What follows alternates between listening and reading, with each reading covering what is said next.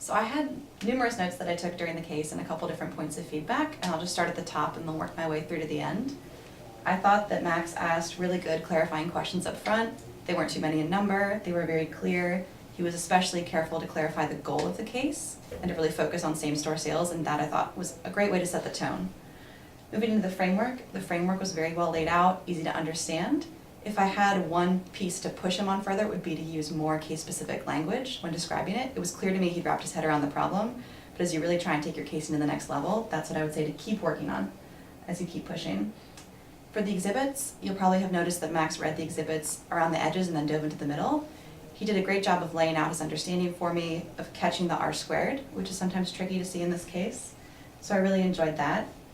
The mid-case brainstorms, I thought he did a good job of adapting on the fly to my questions, especially when I pushed him or challenged his assumptions. He was very flexible and was willing to take it in different directions. Good eye contact throughout, made it personal to himself in a couple situations. And then on the math, the only thing we didn't talk about was the margin in that graph, which may or may not be important depending upon if you want to talk about sales or profit or revenue.